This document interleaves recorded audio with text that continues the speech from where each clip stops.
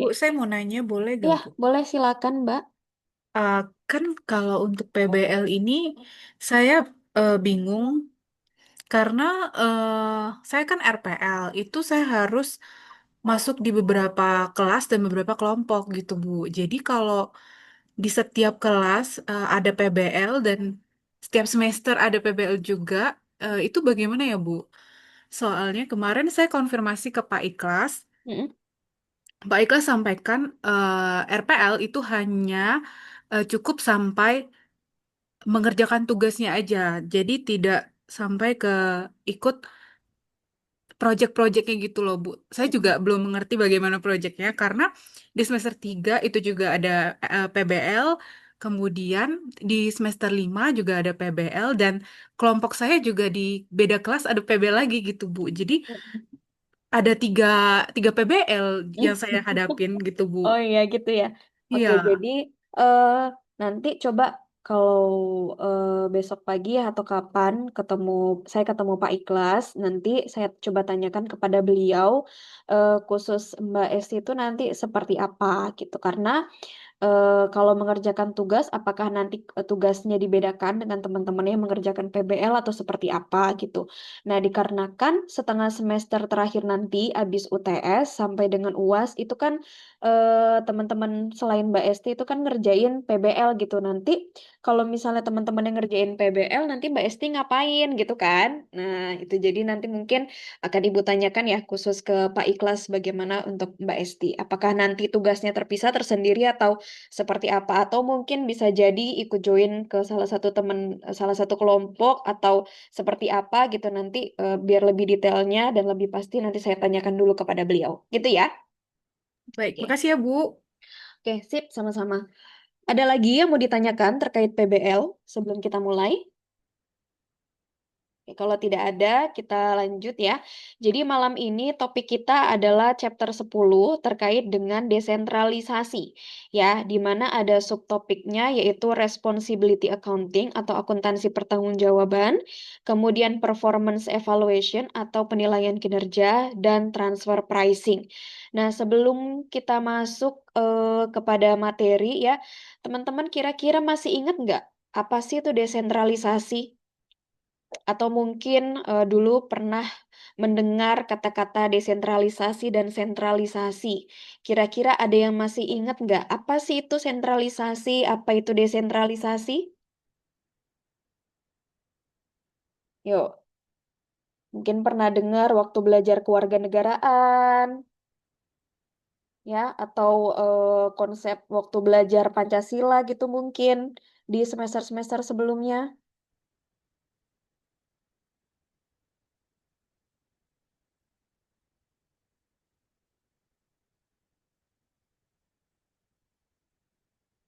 Ada yang bisa berpendapat? Apa itu desentralisasi?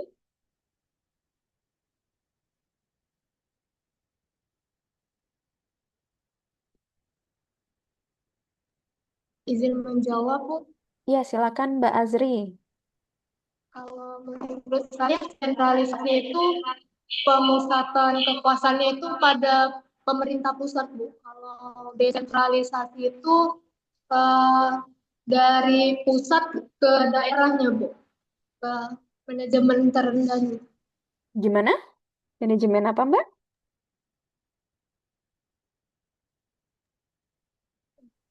Yang paling rendah, Bu. Misalnya kayak RT RW, terus Oke, eh, hanya RT RW kalau desentralisasi, ya.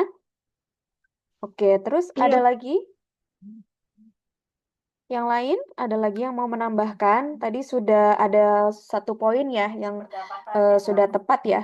Sentralisasi itu adalah pemusatan dari pemerintah. Berarti artinya kekuasaan negara itu dipegang secara terpusat oleh pemerintah pusat. Nah, itu sentralisasi. Nah, kalau untuk desentralisasi, sebelum kita ke RT RW, kalau desentralisasi itu seperti apa? Ada yang mau menambahkan?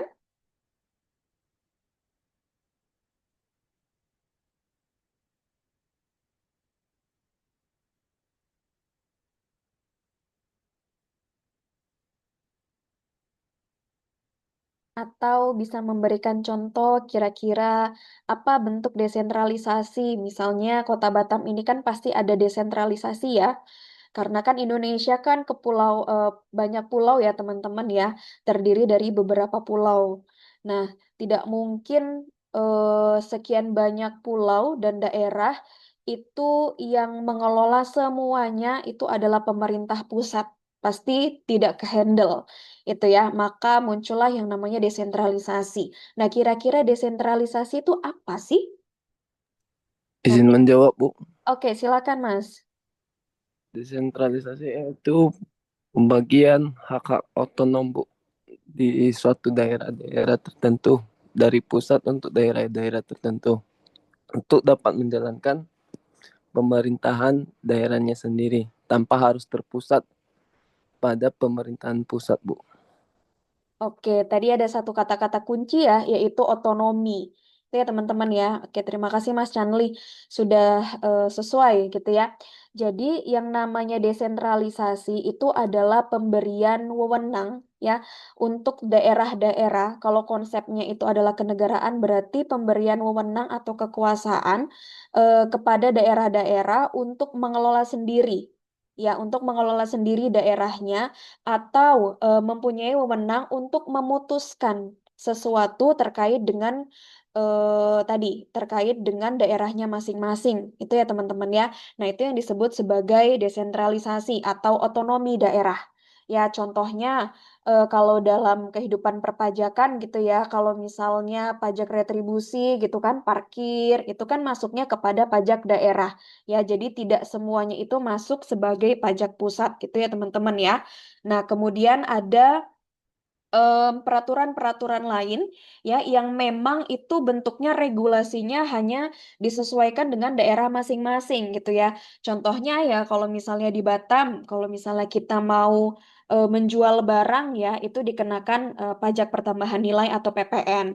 Nah, itu kan sesuatu hal yang diatur sesuai dengan kota masing-masing gitu karena tidak semua daerah mempunyai aturan yang sama gitu ya. Jadi desentralisasi itu adalah pemberian wewenang ya atau otoritas atau otorisasi yang diberikan oleh pusat kepada daerah untuk mengatur atau mengelola sendiri asetnya ya semua dikelola sendiri kemudian diberikan wewenang untuk memutuskan ya hal-hal yang memang perlu diputuskan itu ya teman-teman ya. Nah, jadi ini kaitannya apabila kita kaitkan dengan yang namanya konsep desentralisasi di dalam perusahaan ya, maka kalau kita kaitkan dengan perusahaan, di dalam perusahaan itu kan ada departemen-departemen, ada divisi-divisi, bahkan ada perusahaan-perusahaan yang sudah memiliki cabang di berbagai negara atau kita sebut dengan multinational corporation gitu. Nah, jadi untuk perusahaan-perusahaan yang sudah berkembang pesat, memiliki cabang yang banyak dan tidak berkumpul di satu wilayah tertentu, artinya tersebar secara global, maka dari sisi untuk pengelolaannya atau pengendaliannya itu sulit kalau dilakukan secara terpusat. Artinya, kalau misalnya ada hal-hal yang mesti diputuskan, itu setiap cabang ya atau setiap divisi ini memiliki em, wewenang ya atau memiliki kekuasaan untuk memutuskan masalah-masalah yang sedang mereka hadapi tanpa perlu meminta pertimbangan atau masukan dari pusat. Itu ya teman-teman ya. Karena kalau misalnya kita meminta pertimbangan dari pusat itu bisa jadi memakan waktu yang lama. Sedangkan kalau misalnya perusahaan pusat dan itu sudah berbeda negara gitu misalnya ya misalnya Toyota di Jepang gitu kan kita punya ada masalah di Toyota Indonesia gitu tidak mungkin kita meminta masukan dari Toyota Jepang gitu untuk memutuskan permasalahan padahal permasalahan tersebut ya itu sangat urgent untuk diputuskan sehingga Toyota di Indonesia dia memiliki wewenang untuk memutuskan permasalahan sendiri itu dan Toyota di Indonesia dia juga diukur kinerjanya berdasarkan performa yang sudah mereka lakukan. Itu ya teman-teman ya. Jadi itulah yang disebut sebagai desentralisasi ya atau pemberian wewenang untuk setiap divisi atau departemen ya atau lini cabang tertentu. gitu. Nah, kemudian di sini ada beberapa learning objective yang ingin kita capai. Yang pertama, mampu mendefinisikan apa itu responsibility accounting, kemudian mendeskripsikan apa itu 4 tipe dari responsibility center. Kemudian yang kedua, menjelaskan mengapa perusahaan itu memilih untuk melakukan desentralisasi. Kemudian yang ketiga, menghitung dan menjelaskan ROI atau Return on Investment, Residual Income, dan Economic Value Added. Nah, ketiga alat ukur ini yaitu ROI, RI, dan EVA ini merupakan tools yang digunakan untuk mengukur kinerja dari sebuah departemen ya atau divisi.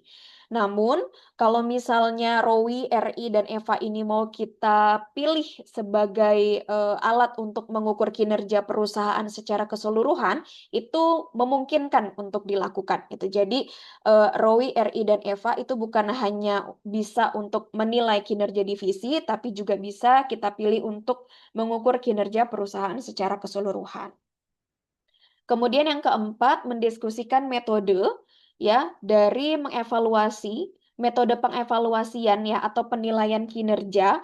Kemudian kita mendiskusikan metode-metode pemberian penghargaan atau rewarding kepada kinerja-kinerja manajerial. Kemudian yang kelima, menjelaskan peran dari transfer pricing di dalam perusahaan terdesentralisasi. Kemudian yang ketujuh, mendiskusikan metode dari setting transfer prices gitu ya. Jadi ada 6 learning objective yang mau kita capai. Itu ya teman-teman ya.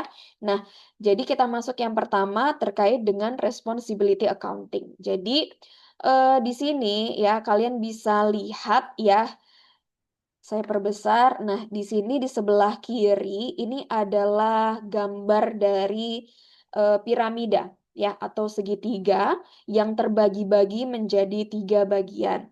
Nah, gambar ini disebut sebagai level of management. Jadi, di dalam perusahaan itu terdiri dari 3 level atau 3 tingkatan.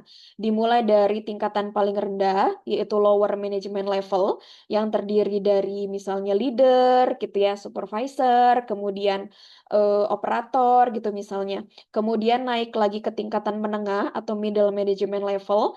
Di tengah-tengah ini merupakan manajer-manajer dari setiap departemen tentunya. Kemudian di atasnya lagi paling atas atau yang paling puncak ini adalah upper management atau senior management level, di mana di paling atas ini isinya adalah ada CEO gitu ya, Chief Executive Officer, kemudian ada CFO atau Chief Financial Officer atau COO ya, Chief Operating Officer gitu ya. Jadi ini adalah tempatnya manajemen level yang paling atas. Nah, kalau misalnya kita lihat di samping kiri, ini ada panah ke bawah. Panah ke bawah ini menunjukkan authority ya atau kekuasaan. Jadi semakin yang paling atas ini adalah yang paling berkuasa, itu ya teman-teman ya. Artinya yang paling bisa memberikan keputusan ya atau yang bisa menentukan bagaimana arah dari atau tujuan yang ingin dicapai gitu ya dari perusahaan secara keseluruhan. Ya, semakin ke bawah maka kekuasaannya semakin kecil. Kemudian yang di sebelah kanan ini ada panah ke atas ya yang disebut sebagai accountability ya atau pertanggungjawaban. Jadi yang paling bawah pasti bertanggung jawab ya, segala performanya pasti dipertanggungjawabkan kepada level yang di atasnya. Kemudian yang middle management ini dia bertanggung jawab kepada senior management level. Itu ya teman-teman ya. Jadi di sini terlihat ya bagaimana apa namanya authority dan juga accountability saling terkait satu sama lain. Gitu. Nah, di sini yang namanya piramida ini atau level-level manajemen ini menentukan bagaimana struktur organisasi yang ada di dalam perusahaan. Ya, karena kalau misalnya kita ingat-ingat bahwa struktur organisasi kan jelas ya, CEO-nya siapa, kemudian misalnya ada manajer bagian produksinya tuh siapa, kemudian di bawah manajer produksi itu ada bagian pergudangan gitu ya, supervisornya siapa dan lain-lain. Gitu. Jadi yang namanya struktur organisasi ya ini menunjukkan seberapa luas ya, seberapa luas perusahaan tersebut, seberapa berkembangnya perusahaan tersebut. Semakin besar struktur organisasinya, maka perusahaannya juga bisa dikatakan juga akan juga semakin besar gitu. Ya, jadi kalau perusahaan dengan struktur organisasi yang besar, maka perusahaan tersebut merupakan perusahaan yang besar gitu. Nah, kemudian seiring dengan berkembangnya sebuah organisasi ya, apalagi organisasi itu misalnya sudah punya beberapa anak perusahaan atau mereka sudah punya beberapa lini cabang gitu. Misalnya ada Astra Tbk ya, Astra Tbk. Dia kan induk perusahaan, punya cabang-cabang ya, punya anak-anak perusahaan. Ada anak perusahaan A, dia bergerak di bidang jasanya. Kemudian ada anak perusahaannya, misalnya contohnya PTB, dia khusus untuk menghandle bagian otomotif spare part gitu ya teman-teman ya. Jadi semakin grow larger, semakin berkembang lebih luas atau semakin besar sebuah organisasi, maka garis responsibility akan menjadi semakin panjang juga dan akan menjadi semakin bertambah, itu ya teman-teman ya. Nah, kemudian di sini yang namanya garis tadi, line responsibility di dalam organisasi, di dalam struktur organisasi, ini terkait erat dengan yang namanya responsibility accounting. Gitu. Jadi, di sini responsibility accounting ini merupakan sebuah sistem yang mengukur kinerja atau hasil dari setiap responsibility center. Itu. Jadi responsibility center ini bisa kita rujuk ya. Dia bisa refers to divisi-divisi, departemen-departemen. Contoh, departemen HRD itu satu responsibility center tersendiri. Contoh lagi departemen research and development, dia satu responsibility center tersendiri. Terus misalnya production department itu juga salah satu responsibility center tersendiri gitu ya. Jadi responsibility center ini adalah pengelompokan ya atau penamaan dari atau pengkategorisasian ya sebuah departemen atau beberapa departemen menjadi satu kelompok tertentu itu ya. Nah, dan membandingkan. Jadi setiap responsibility center ini kan punya result ya, punya hasil dari kinerjanya. Nah, di mana contohnya misalnya departemen produksi, dia diberi tanggung jawab untuk memutuskan segala sesuatu yang terjadi di dalam departemennya, termasuk biaya ya, termasuk biaya. Jadi supplier mana yang mau mereka pilih, kemudian penentuan mana material yang mau mereka gunakan, itu kan semua tanggung jawab ada di dalam production department gitu. Jadi ketika mereka diukur kinerjanya ya, diukur kinerja seberapa bagus mereka melakukan produksi gitu ya teman-teman ya, maka itu akan dinilai sesuai dengan apa yang sudah mereka lakukan dan kemudian compares dibandingkan hasil tersebut ya dengan expected or budgeted outcome. Ya, jadi setiap departemen atau setiap responsibility center, mereka sebelum pelaksanaan itu pasti menyusun yang namanya rencana ya atau budgeted outcome, apa yang ingin dicapai atau target yang ingin dicapai. Nah, setelah berjalannya implementasi, barulah resultnya ini harus kita bandingkan dengan expected or budgeted outcome tersebut untuk menentukan bagaimana kinerja dari responsibility center. Ya, apakah memenuhi target atau tidak. Nah, di sini responsibility center ini merupakan part of the business whose manager is accountable for specified activities. Jadi, seperti yang sudah Ibu sebutkan tadi ya, bahwa responsibility center itu adalah bagian dari bisnis atau bagian dari perusahaan secara keseluruhan, di mana bagian tersebut ya memiliki manajer yang manajer tersebut accountable, bertanggung jawab atas aktivitas-aktivitas tertentu. Itu ya teman-teman ya. Jadi jelas di sini. Jadi kalian bisa mengilustrasikan atau bisa membayangkan bahwa satu responsibility center ini bisa kita contohkan sebagai satu departemen tertentu atau satu divisi tertentu atau satu anak perusahaan tertentu atau satu cabang tertentu di negara lain gitu misalnya ya, bisa seperti itu. Di mana dari setiap cabang tersebut atau dari setiap divisi tersebut memiliki kepala atau memiliki manajer, di mana manajer ini bertanggung jawab atas segala keputusan dan atas segala aktivitas yang terjadi di dalam wilayah kekuasaannya. Itu ya teman-teman ya. Dan nantinya hasil dari kinerjanya itu akan dinilai. Tuh. Oke, jadi atau responsibility accounting ini bisa kita bisa kita artikan juga sebagai sistem pertanggungjawaban atau sistem tanggung jawab ya, atau accountability atau pertanggungjawaban, dan juga performance evaluation. Kenapa performance evaluation? Karena nanti result dari setiap responsibility center ini harus dinilai ya melalui penilaian atau melalui evaluasi kinerja ya. Yang mana evaluasi kinerjanya? Yaitu yang tadi kita sebut ada ROI, ada EVA, ada residual income, itu merupakan beberapa metode yang bisa kita gunakan untuk menilai kinerja dari kinerja dari responsibility center. Nah, responsibility center tersendiri itu dibagi menjadi 4 kelompok. Ada cost center, ada revenue center, ada profit center, dan ada investment center. Kalau cost center ya, ini di mana manajer dari cost center ini hanya bertanggung jawab pada biaya ya. Jadi ketika dia dinilai juga, maka yang dinilai fokusnya hanya kepada sejauh mana manajer tersebut bisa mengendalikan biaya atau bisa memilih biaya yang paling efektif dan efisien ya bagi perusahaan.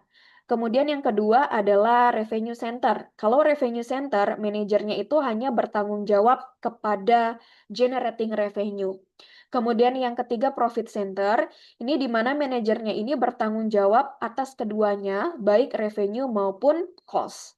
Sedangkan investment center itu adalah manajer yang bertanggung jawab untuk 3 hal, yaitu revenue, cost, dan investment. Jadi ada 4. Nah, kalau misalnya kita mau ngambil contoh, misalnya cost center. Manajer yang bertanggung jawab hanya untuk cost. Kira-kira departemen mana yang merupakan cost center? Departemen mana dari sebuah perusahaan yang dia itu kerjaannya tiap hari atau aktivitasnya hanya terkait dengan cost, tidak generating revenue atau investment? Kira-kira apa ya untuk cost center?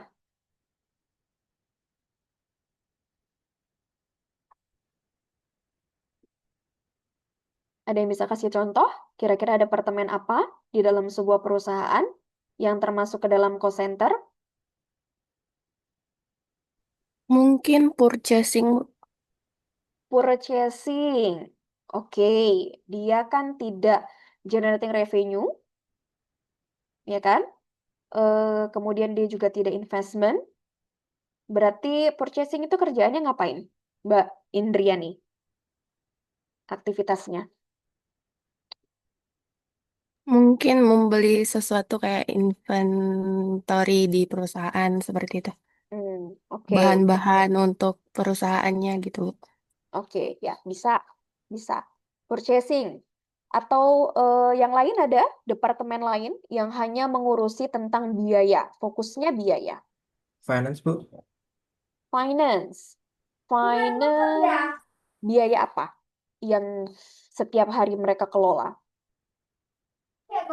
Biasanya invoice, Apakah hanya biaya, ada gaji, hitung gaji, hitung pajak, gaji? gitu. Oke. Terus mereka nggak ngitung pendapatan? Ada. Ada. Berarti bukan kos saja dong kalau gitu. Ayo, apa yang paling familiar dengan cost center? Yuk,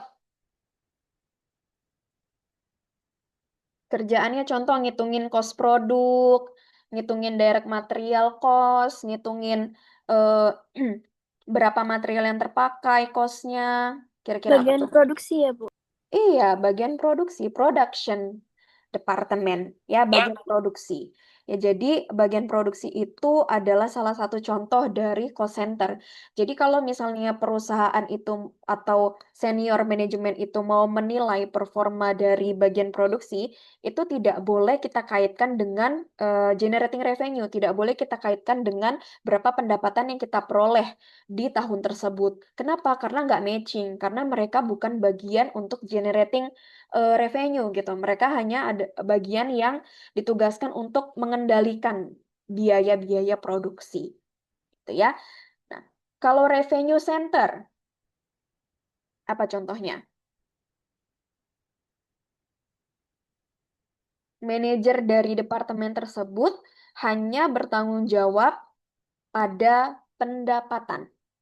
Dia berarti menentukan seberapa besar penjualannya, gitu kan? Seberapa besar penjualan yang diinginkan atau salesnya mau berapa unit, kemudian berapa dolar atau berapa rupiah sales yang diinginkan, laku berapa. Nah, itu kira-kira bagian apa atau departemen mana? Departemen sales, Bu. Departemen sales atau departemen marketing biasanya. Ya, bagian pemasaran itu dia menentukan berapa sales yang diinginkan ya, kemudian berapa unit yang ingin terjual projected itu. Kemudian yang ketiga profit center. Nah, berarti apa nih profit center? Di mana manajernya tuh bertanggung jawab dua-duanya. Ada revenue dan ada cost juga. Finance, Bu. Iya, Oke, bisa ya, finance. finance ya. Kemudian ada lagi nggak?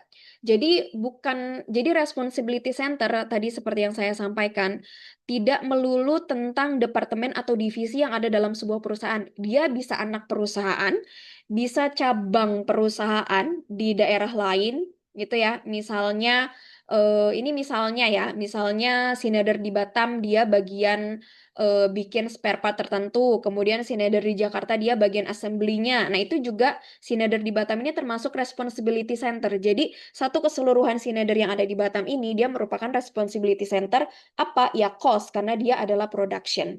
Ya, dia hanya memproduksi tidak untuk menjual. Itu. Contohnya seperti itu. Jadi tidak hanya terkait dengan departemen, tapi contohnya bisa juga ke anak perusahaan atau ke cabang-cabang tertentu.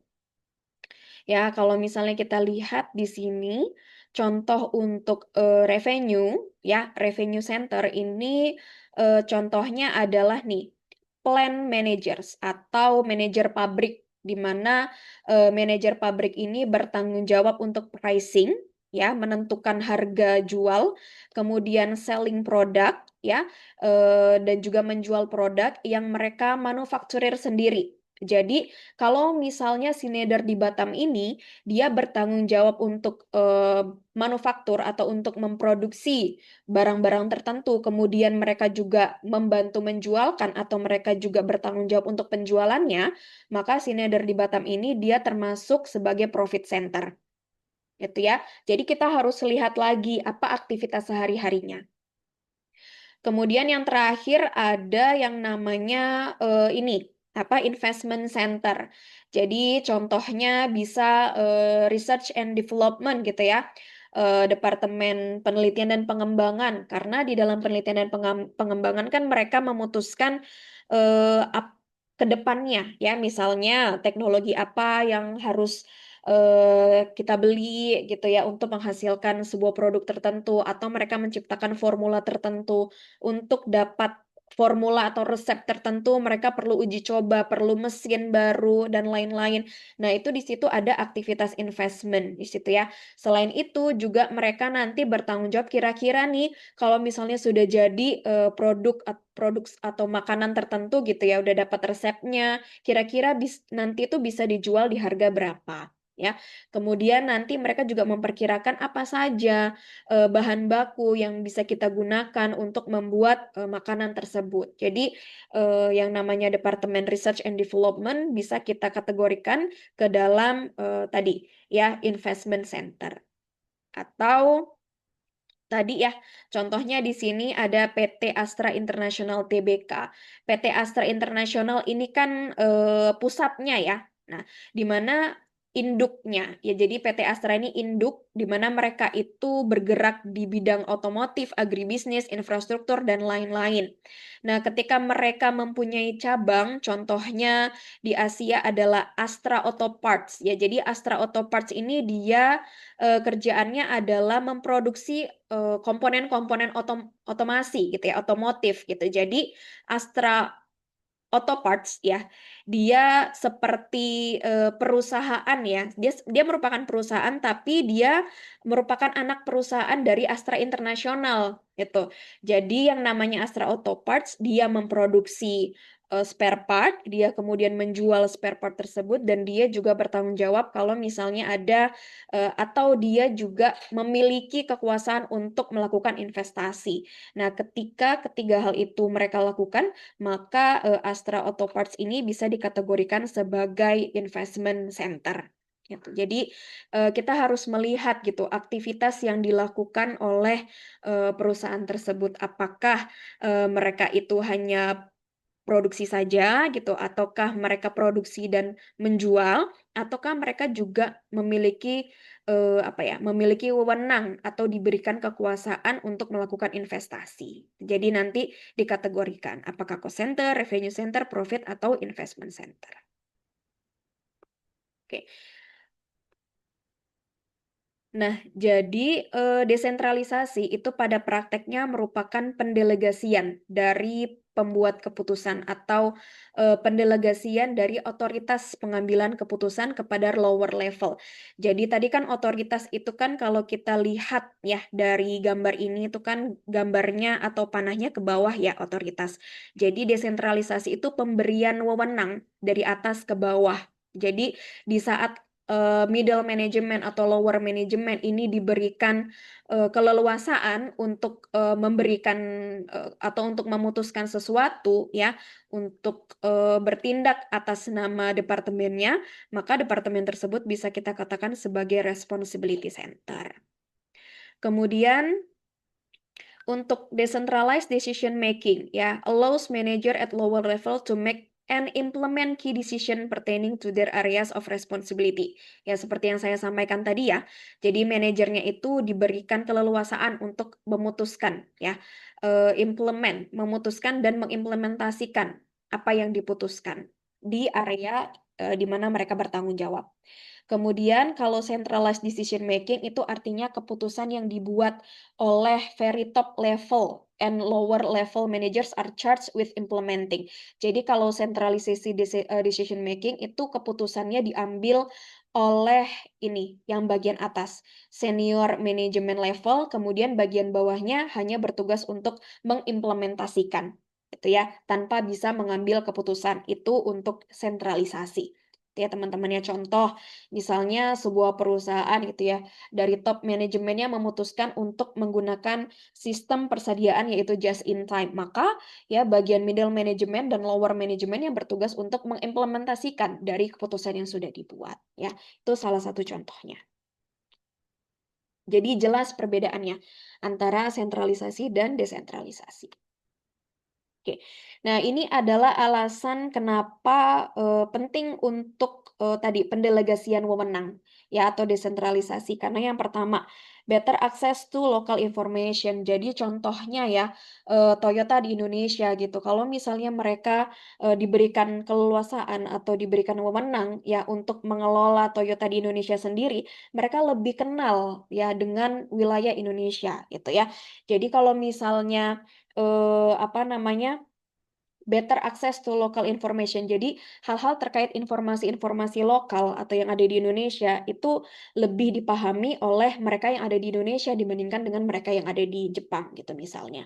Kemudian yang kedua adalah more timely response. Jadi ketika ada problem ya, maka lebih cepat ketika diatasi sendiri tanpa harus tadi melaporkan kepada pusat, kemudian pusat nanti berdiskusi dulu, kemudian baru diputuskan dan baru diimplementasikan. Ini memakan waktu yang lama. Jadi kalau desentralisasi maka ya wilayah tersebut ya atau Toyota di Indonesia bisa memberikan keputusan sendiri untuk daerah yang memang mereka tempati gitu. Kemudian yang ketiga adalah focusing on central management. Jadi ketika ada desentralisasi maka manajemen-manajemen top ya, manajemen-manajemen yang senior di atas mereka bisa fokus kepada hal-hal lain ya. Hal-hal lain itu maksudnya hal-hal yang terkait dengan visi yang ingin dicapai tentunya. Kemudian yang keempat, training and evaluation of segment managers ya. Jadi yang namanya desentralisasi ini merupakan sebuah training gitu ya. Sebuah training atau sebuah latihan bagi manajer-manajer ini untuk memutuskan gitu. Jadi kalau misalnya mereka tidak pernah diberikan kesempatan untuk memutuskan ya sesuatu terkait dengan departemen yang mereka kepalai, maka sulit ya bagi dia nanti untuk bisa ya untuk memberikan keputusan yang tepat gitu. Jadi kan tidak semua keputusan itu kan selalu tepat. Jadi perlu adanya latihan atau training ya supaya keputusan yang dibuat itu pada akhirnya itu tepat sesuai dengan sasaran ya. Nah, kemudian desentralisasi ini juga sebagai evaluasi ya atau sebagai momen ya departemen ini untuk dievaluasi bagaimana terkait dengan kinerjanya ya. Departemennya dan juga manajernya tentu saja yang dievaluasi. Kenapa manajernya? Ya dikarenakan segala keputusan ya itu kan kekuasaannya ada pada manajer. Jadi yang perlu dievaluasi itu juga pasti manajernya. Sejauh mana dia bisa mencapai ya target sesuai dengan apa yang diinginkan perusahaan. Kemudian tentu saja memotivasi dari segmen manajer. Kenapa memotivasi? Karena ketika hasil evaluasi kinerjanya baik, maka seorang manajer tersebut akan diberikan penghargaan ya atau rewards gitu ya.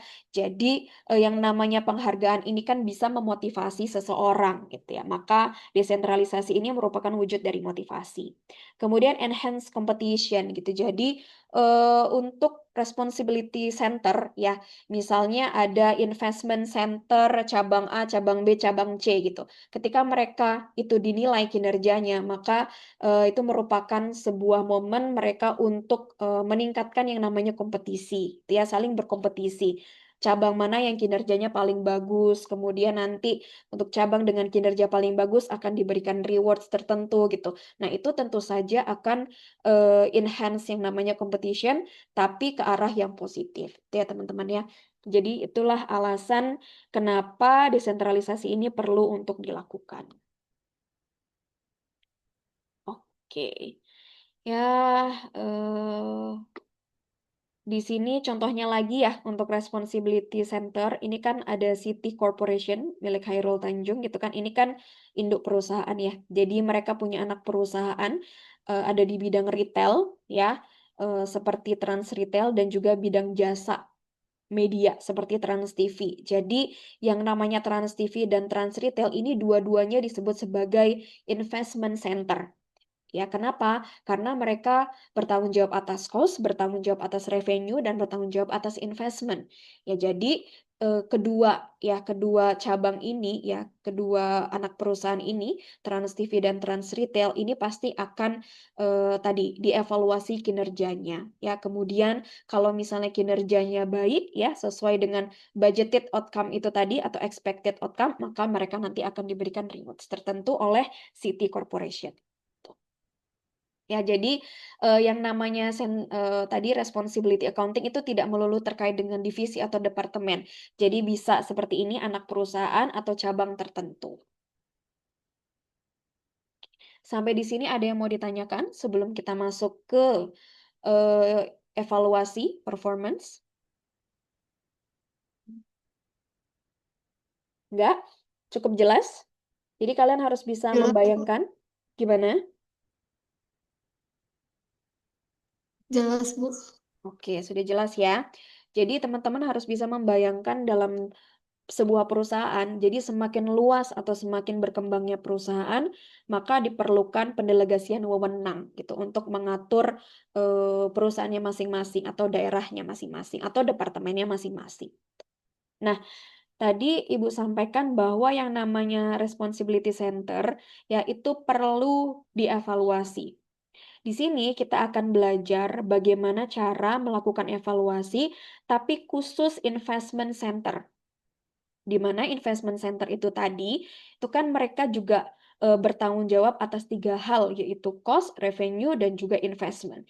Contohnya seperti ini, misalnya kita mau menilai performa dari Trans TV sebagai anak perusahaan dari Citicorp, atau misalnya kita mau menilai performance evaluation dari Trans Retail gitu kan, sejauh mana mereka bisa mengelola cost-nya gitu kan, bagaimana revenue yang dihasilkan, kemudian revenue tersebut dihasilkan dengan operating asset yang sebesar apa, itu bisa kita nilai. Melalui apa? Ada 3 cara, yaitu ada return on investment atau ROI, ada residual income, atau ada yang ketiga economic value added. Ya, ini kalau biasanya disingkat dengan ROI, di sini RI, ya, ini adalah EVA atau economic value added. Jadi ketiga hal ini bisa digunakan untuk menilai performa dari investment center. Nah, kita masuk ke yang pertama, yaitu return on investment. Jadi di sini dikatakan bahwa return on investment ini adalah most common measure of performance for an investment center. Jadi dia merupakan salah satu alat ukur yang paling biasa atau yang paling umum, ya, yang paling umum digunakan oleh perusahaan untuk menilai performa dari investment center. Kemudian, used by stockholders to indicate the health of company. Jadi digunakan sebagai apa ya? Sebagai alat untuk mengukur seberapa sehat, ya, seberapa sehat perusahaan tersebut. Siapa yang menilai? Yaitu stockholder. Jadi kalau kalian misalnya merupakan pemegang saham dari perusahaan tertentu, kalian mau menilai sehat nggak perusahaannya atau kinerjanya sejauh mana, itu bisa menggunakan alat ukur yaitu ROI atau Return on Investment. Kemudian yang ketiga, used to measure the relative performance of division. Jadi bisa digunakan juga untuk menilai performa rata-rata, ya, performa rata-rata dari beberapa divisi-divisi gitu. Jadi kita bisa membandingkan bagaimana kinerja dari beberapa divisi ya dengan menggunakan ROI. Nah, kita masuk dulu ke ROI. Di sini teman-teman bisa lihat bahwa ROI ini ya terdiri dari 2 komponen. Ada 2 komponen di dalamnya, yaitu ya nih margin dan turnover. Di mana margin itu adalah rasio dari operating income dibagi sales, sedangkan turnover itu adalah seberapa cepat ya, seberapa cepat penjualan itu bisa diperoleh dari operating asset yang ada. Jadi di sini ada 2 komponen tadi ya. Yang pertama adalah margin, yang kedua adalah turnover dari operating income. Itu. Nah, di sini rumus ROI itu sendiri itu adalah operating income dibagi average operating asset. Operating income, ada yang masih ingat nggak? Apa sih yang dimaksud sebagai operating income? Atau cara gimana sih cara mendapatkan operating income kalau dalam laporan keuangan?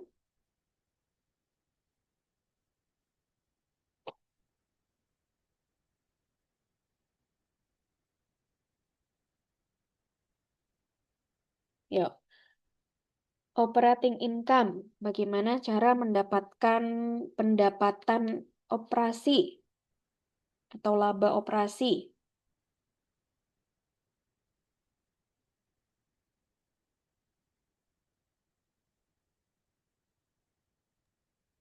Pendapatan kotor dikurang HPP ditambah biaya ya, Bu. Gross margin dikurangi HPP tambah Tambah apa? Operasional expense, Bu. kok biaya ditambah? Oh, Ayo. dikurang, Bu, maaf. Terus gross margin, dapatnya gross margin dari mana? Atau gross profit?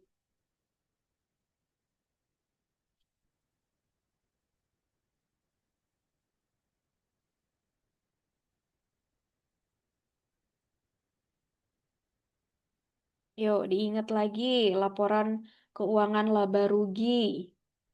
Operating income dari revenue Mm-mm. dikurang revenue dikurang expense. Revenue dikurang expense. Iya. Oke, expense yang gimana? Susunannya dulu ya Bu ya. Jadi saya jadi blunder. Coba Oke, kan coba dari atas. Kalau dari misalnya atas. perusahaannya itu perusahaan merchandising gitu biar gampang. Dari atas sales, Oke. kemudian dikurangin operating expense kayak untuk dapetin HPP-nya. Mhm. Untuk dapetin COGS, Untuk dapetin COGS gimana? sales dikurang. Saya jadi lupa Bu. Sebentar, bentar Hmm, Bu. Coba dibuka lagi. COGS kan caranya pembelian ditambah dengan beginning inventory. Seperti itu kan? Dapat inventory available, dapat goods available for sale, kemudian ditambah ending inventory, dapat COGS. Kan itu cari COGS. Yuk, operating income. Izin menjawab, Bu. Ya, silakan Yolan. Ya, maaf ya, Bu, kalau salah. Untuk mencari operating income, kita dari revenue, terus kita dikurang, dikurang dengan COGS-nya. Oke. Contohnya perusahaan merchandise. Di situ kita mendapatkan gross profit-nya, Bu. Oke, Terus dari terus? gross profit tersebut kita kurang dengan operating expense dan mendapatkan laba bersihnya atau net income. Oke, dapat operating income. Ya, jadi cara memperoleh operating income itu adalah penjualan dikurangi dengan COGS, dapat gross profit dikurangi dengan operating expense, ya, operating expense ya berarti biaya-biaya operasi, ya, biaya untuk bagian produksi gitu ya. Nah, dapatnya expense-nya berapa, baru dapat operating income. Ya, atau dapat operating income. Operating income dikurangi lagi dengan non operating expense. Jadi misalnya kita pinjem kemudian ada bunga di situ ya, biaya bunga, itu kan non operating expense ya. Atau ditambah dengan gain lain-lain gitu ya. Nah, itu baru dapatnya adalah net income. Nah, berarti pertanyaan selanjutnya, operating income ini apakah sudah dikenai dengan pajak? After tax or before tax? Before, Bu. Iya, before ya. Jadi operating income di sini adalah gross profit dikurangi dengan operating expense ya, dan operating income ini yaitu adalah yang before tax, artinya bukan yang paling bawah ya, karena kalau yang paling bawah itu income after tax berarti sudah bersih dikurangi dengan kewajiban untuk membayar pajak. Tuh.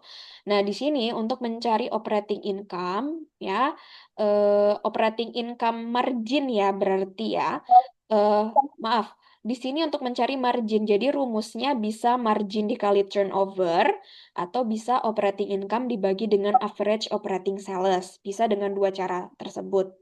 Itu ya. Nah, di sini operating income adalah earning before interest ya. Jadi sebelum biaya-biaya non operasional ya, atau sebelum bunga-bunga operasional, non operasional, kemudian sebelum income taxes, and is typically used for division. Oke. Mbak Melisa bisa minta tolong di-mute. Kemudian ada operating assets. Nah, operating asset ini adalah semua aset yang kita gunakan untuk generate, ya, untuk mendapatkan revenue atau mendapatkan operating income, gitu ya. Semua aset termasuk mesin produksi, gitu ya, atau bangunannya, ya, dan lain-lain yang kita gunakan memang untuk generate operating income. Nah, di sini ya kan tadi terdiri dari dua hal, ada margin dan ada turnover. Jadi untuk mencari margin itu adalah operating income dibagi sales. Ya, untuk mencari operating income margin itu artinya seberapa banyak ya sales ini diperoleh, seberapa banyak operating income ini diperoleh dari sales. Seberapa banyak sales ini menghasilkan income bagi perusahaan, itu margin. Kemudian dikali dengan operating asset turnover. Ya, turnover ini adalah sales dibagi average operating sales, average operating asset. Jadi penjualan dibagi dengan aset-aset operasinya. Jadi sejauh mana aset-aset operasinya ini bisa menghasilkan penjualan atau sales. Nah, sedangkan average operating asset ini diperoleh dari beginning net book value ditambah ending net book value dibagi 2. Kenapa net book value? Dikarenakan kan yang namanya aset itu kan pasti ada depresiasi gitu ya teman-teman ya. Jadi harus dicari net book value-nya atau nilai buku bersih setelah dikurangi dengan akumulasi depresiasi baru dibagi 2 ya. Itu merupakan average operating asset. Jadi kalau misalnya teman-teman mau menghitung berapa ROI atau return on investment kalian di sebuah perusahaan yang listing di Bursa Efek gitu misalnya, ya misalnya BNI gitu, kalian tinggal menggunakan rumus ini saja. Nah, dan untuk return on investment, dia hasilnya merupakan persentase. Itu ya teman-teman ya, hasilnya berupa persentase. Itu jadi bukan berupa satuan dolar atau satuan rupiah. Jadi satuannya adalah persen. Contoh, di sini Multidiv Incorporation provided the following information for snack food division. Jadi ini ada investment center namanya divisi snack food. Untuk tahun lalu ini adalah informasi yang terkait dengan snack food. Ada penjualan 30 juta, operating income 1.800.000, operating asset 1 Januari 9.600.000, operating asset akhir Desember 10.400.000. Kemudian kita mau cari bagaimana ROI-nya. Ya, berapa ROI dari snack food di tahun lalu? Ya, caranya kita harus cari dulu berapa margin dan berapa aset turnover-nya.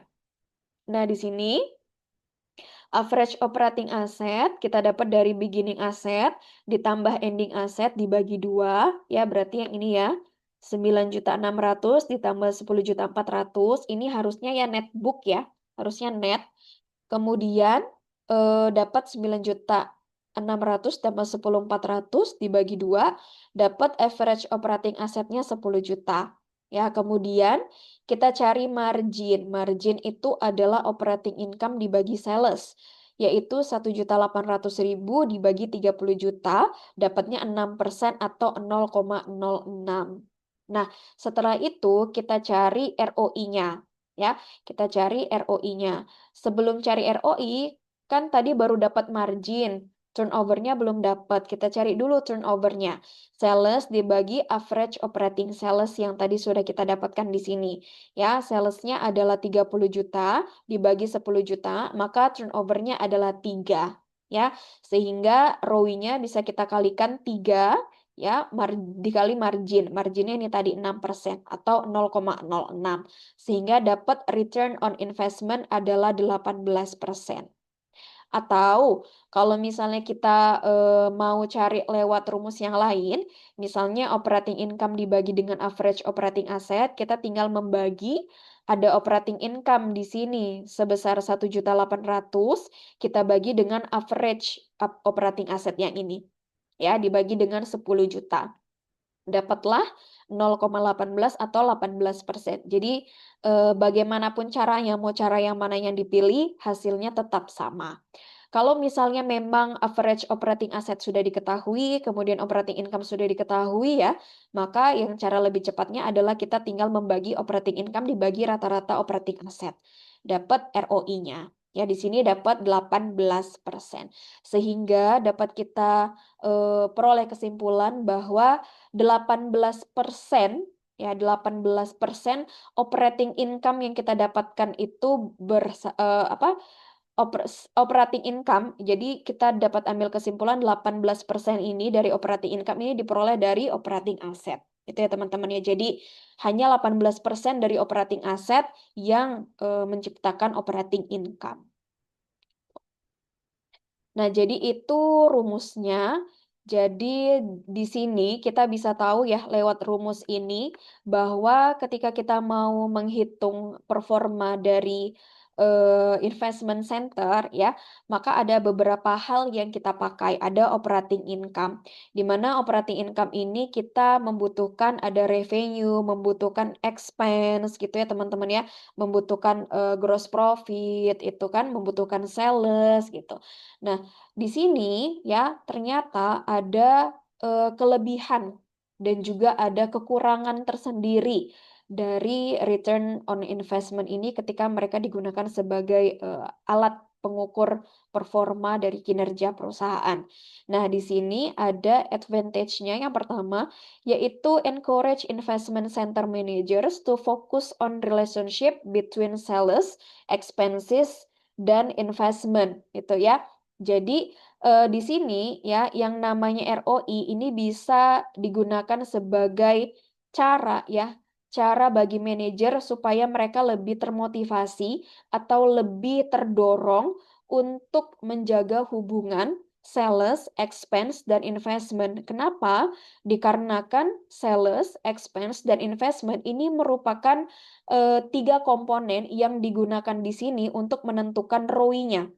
Ya, jadi ketika ROI ini digunakan dipakai sebagai alat ukur bagus atau tidaknya sebuah divisi atau sebuah investment center, maka manajer tersebut akan lebih peduli lagi ya, lebih peduli lagi terhadap sales. Jadi mereka akan terdorong untuk meningkatkan penjualan, akan terdorong untuk menekan cost, dan akan terdorong untuk melakukan investment seefisien mungkin. Ya, kemudian tadi kalau misalnya investment center ini digunakan sebagai apa namanya alat untuk mengukur kinerja dari perusahaan, maka ini ya manajer akan terdorong untuk melakukan cost efisiensi. Kenapa? Karena semakin kecil cost, maka operating income-nya akan semakin besar. Dan ketika operating income semakin besar, maka return on investment-nya juga akan semakin tinggi. Itu ya, jadi manajer ini dia akan semakin terdorong untuk melakukan efisiensi dari biaya. Ya, kemudian yang ketiga itu adalah discourage excessive investment in operating asset. Jadi manajer itu ya terdorong untuk tidak melakukan investasi untuk aset-aset yang dipakai untuk kegiatan operasi itu secara berlebihan. Itu kenapa? Karena kalau semakin besar yang namanya operating asetnya, maka ROI-nya nanti akan semakin kecil gitu ya. Jadi manajer ini akan terdorong untuk melakukan penilaian ya secara menyeluruh ketika mereka melakukan investasi di bidang operating aset ya. Contohnya mau beli mesin baru untuk operasi atau mau menyewa pabrik gitu ya, atau mau membangun sebuah pabrik gitu misalnya ya, atau mau em, hire expertise gitu misalnya. Nah, itu mereka akan memikirkan hal-hal tersebut apakah merupakan sesuatu hal yang berlebihan dan akan mengurangi ROI-nya atau tidak gitu ya. Jadi ini adalah tiga dari keuntungan ketika investment center ini diukur dengan menggunakan ROI. Ada pertanyaan sampai di sini untuk cara menghitung ROI?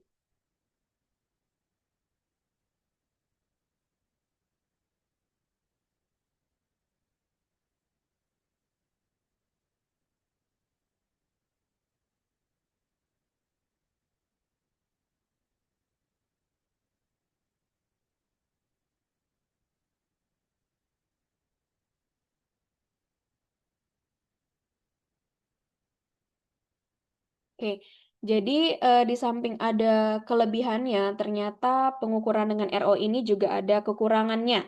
Ya, yang pertama itu adalah discourage managers from investing in project that decreases divisional ROI but will increase profitability of the company overall. Jadi dikarenakan sebuah divisi itu misalnya pengukurannya itu dinilai dengan seberapa besar ROI-nya ya atau seberapa mampu divisi tersebut menjaga return on investment-nya, maka mereka itu akan menjadi egois ya. Egois itu dalam artian tidak mementingkan profitabilitas company secara keseluruhan. Jadi ketika divisi atau investment center contohnya tadi adalah Trans Retail gitu ya, dihadapkan dengan keputusan ingin berinvestasi ke dalam beberapa hal, misalnya mereka punya beberapa proyek yang mau dilakukan, mereka cenderung untuk memilih proyek yang akan memberikan ROI bagi divisinya yang paling tinggi. Padahal belum tentu ROI yang paling tinggi untuk divisinya memberikan profitabilitas yang paling besar untuk keseluruhan perusahaan. Gitu ya. Nah, kemudian yang kedua itu adalah encourage managers to focus on the short run at the expense of the long run. Jadi akan mendorong manajer untuk fokus kepada hal-hal yang sifatnya jangka pendek ya. Contohnya adalah tadi misalnya operating income. Operating income kan merupakan salah satu komponen yang digunakan dalam mengukur ROI gitu ya. Semakin tinggi operating income-nya maka ROI-nya semakin besar. Jadi bisa jadi manajer-manajer ini justru akan memotong biaya-biaya yang padahal biaya tersebut adalah krusial. Ya, contohnya biaya gaji ya dikurangi gitu ya atau pemilihan suppliernya itu dengan produk yang paling murah, padahal kualitasnya tidak sebanding dengan yang biasanya, itu seperti itu. Jadi, kos-kos yang sifatnya krusial bisa dipotong di situ. Kenapa? Karena mereka hanya mementingkan jangka pendek, ya. Karena ROI di situ merupakan aspek yang dinilai, gitu ya. Jadi mereka bisa mengorbankan hal-hal yang sifatnya jangka panjang. Jadi kalau misalnya tadi ya, kos-kos misalnya gaji itu dikurangi gitu kan, maka kan efek jangka panjangnya kan akan muncul demo gitu kan dari perusahaannya atau akan ada mogok gitu kan atau mereka berhenti bekerja ya dan lain-lain atau citra perusahaan menjadi tidak baik gitu. Jadi manajer tersebut ya karena fokus ke short run, mereka mengabaikan untuk hal-hal yang sifatnya jangka panjang gitu ya, bisa memotong biaya yang sebenarnya itu krusial bagi perusahaan. Itu. Atau di bagian nomor 2 ini ya kelemahan dari ROI ini disebut sebagai myopic behavior ya.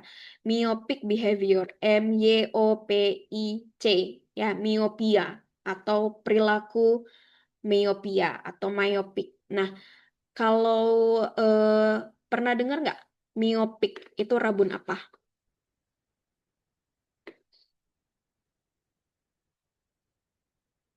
Buat teman-teman yang pakai kacamata mungkin?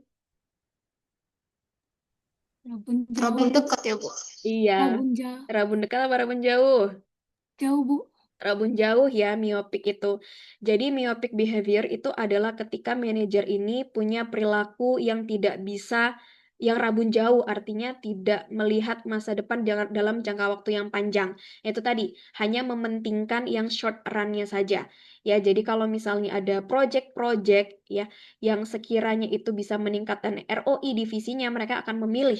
Padahal secara keseluruhan dan secara kontinu ya project tersebut tidak akan memberikan keuntungan atau tidak profitable bagi keseluruhan bisnis perusahaan. Itu ya. Nah, contohnya teman-teman nanti bisa dibaca ya di buku ya di sini ya. Ketika di sini ya ada 2 project yang bisa dipilih oleh perusahaan ya oleh si Snack Food.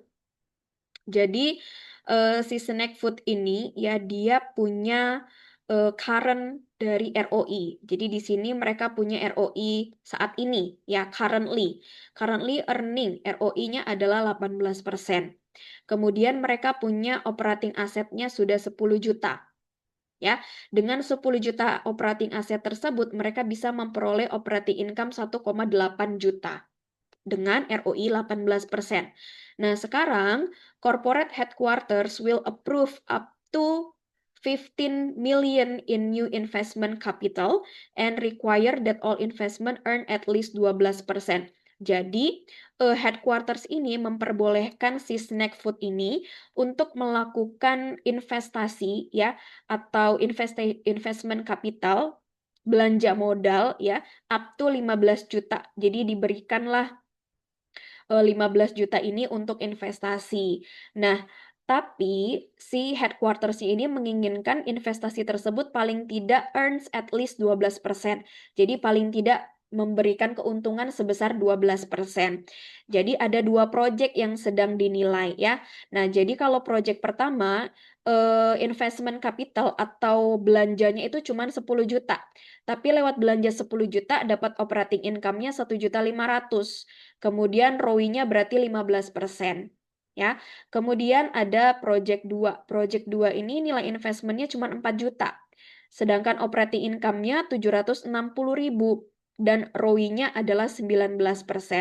Nah, sekarang si Snack Food ini ingin memutuskan project mana yang mau dipilih. Ya, apakah project 1 nih, apakah project 2 ataukah both project 1 dan project 2 ataukah neither? Ya, maintain status quo artinya tidak memilih project 1 dan tidak memilih project 2. Artinya tetap di sini saja. Nah, yang mana gitu ya. Jadi di sini kita bisa lihat bahwa project 1, project 2, kedua-duanya project dan tidak sama sekali ada yang memberikan ROI-nya itu lebih tinggi dari current ROI. Current ROI-nya kan adalah 18%. Jadi manajer ini cenderung untuk memilih yang project 2. Kenapa? Karena project 2 memberikan ROI yang lebih besar dari ROI yang sudah ada sekarang. Kan yang sekarang 18%. Kalau memilih project 2 adalah 18,29%. Artinya naik 0,29% ROI-nya.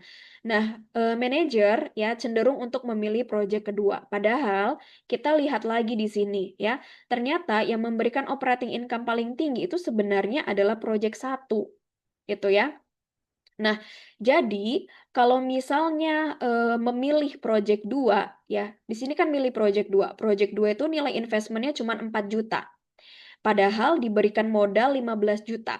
Nah, di sini dikatakan bahwa kalau misalnya eh, kurang dari 15 juta gitu ya, atau kurang dari 15 juta yang mau dibelanjakan, maka sisanya itu akan diinvestasikan ke lain hal yang akan memberikan at least 12% itu tadi. Itu ya teman-teman ya. Nah, jadi padahal kalau misalnya nih ya, kalau misalnya secara keseluruhan ya memilih project 2, memang ROI-nya lebih tinggi yaitu 18,29%. Namun, belum tentu memberikan profit yang paling besar untuk keseluruhan perusahaan itu juga dengan memilih project 2 gitu ya. Dan ternyata di sini melalui hasil perhitungan ya ketika apa namanya kita tidak memilih project 1, maka perusahaan itu secara keseluruhan akan kekurangan atau akan mengalami kerugian sebesar 300.000 gitu ya. Nah, jadi sebenarnya kalau profitability diukur secara keseluruhan perusahaan, maka ya sebenarnya yang paling menguntungkan adalah project 1. Namun ya dikarenakan itu tadi ya kecenderungan manajer untuk memilih ROI yang paling besar dikarenakan dia akan dapat reward kalau ROI-nya gede gitu ya, maka dia akan memilih yang project kedua. Padahal belum tentu itu menguntungkan bagi keseluruhan bisnis. Itu ya teman-teman ya. Nah, yang tadi untuk short run ini disebut sebagai myopic behavior.